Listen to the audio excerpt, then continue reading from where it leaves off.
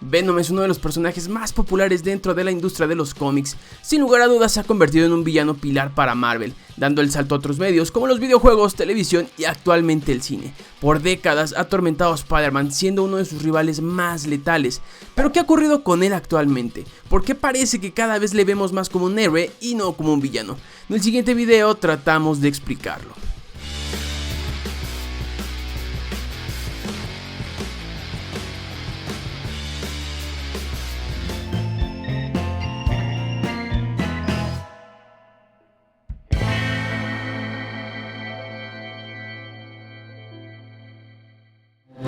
Teniendo su origen a mediados de los 80s como el famoso traje negro que Spider-Man portó en algunas historias, años después le vimos resurgir como uno de sus villanos más letales bajo los lápices de Todd McFarlane y la escritura de David Michelin.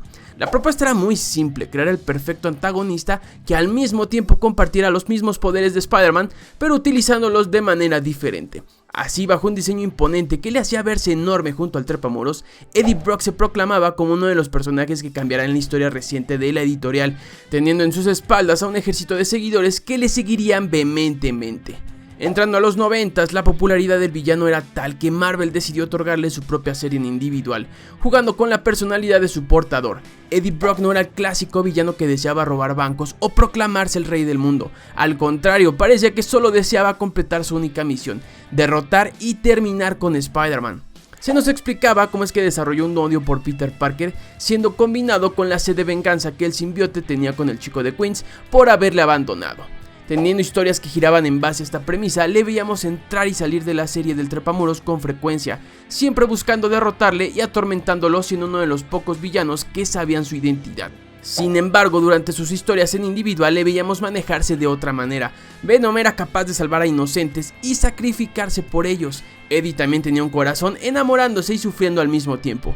De repente, el villano musculoso y poco torpe que conocimos en un inicio se había convertido en un personaje más complejo que diversos escritores intentaron explorar. Hubo quien se refugió en su niñez, hasta otros que le siguieron aprovechando como un personaje letal, capaz de comer cerebros humanos y asesinar a cuantos se le pusiera enfrente. Se creó una dualidad muy marcada que le hacía mucho más interesante que la mayoría de rivales de Spider-Man. Por un lado estaba Eddie Brock y por el otro el simbionte, marcando dos caminos casi opuestos que solo se unían para enfrentar a Spidey.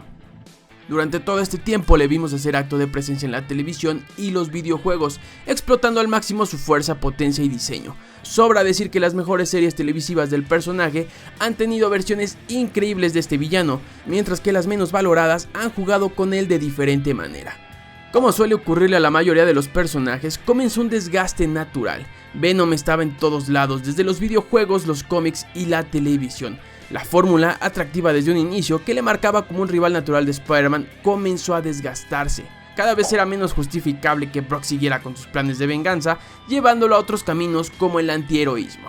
El nuevo milenio arrojó una etapa diferente para el trepamuros, donde personajes como Venom no eran requeridos, comenzando una nueva etapa para el personaje, jugando un poco más con el simbionte y menos con Eddie Brock. Así Marvel, en un intento por resucitar la mística del personaje, comenzó a explorar el origen de este. ¿Qué era exactamente el simbionte y de dónde venía? ¿Podía ser utilizado por alguien más? Todo parece indicar que sí, desarrollando decenas de portadores que solo continuaron desgastando la propuesta inicial. Ahora poco o nada tenía que ver con Spider-Man saltando a las páginas de otros personajes, desarrollándose en individual y de una manera cada vez menos atractiva. Se perdió esta gran dualidad entre simbionte y portador, llevando a Eddie Brock al exilio, siendo solo un buen recuerdo que seguía presente en otros medios.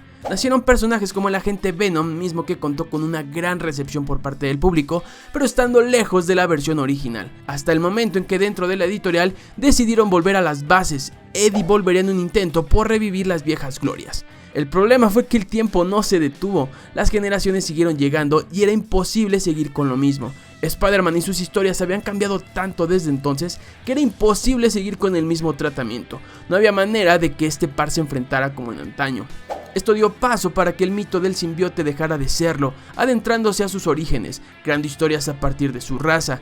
De pronto conocíamos más sobre él, su planeta y la manera en que se llamaban. Los famosos Clintar eran toda una especie y Venom no era más que uno más dentro de decenas de ellos.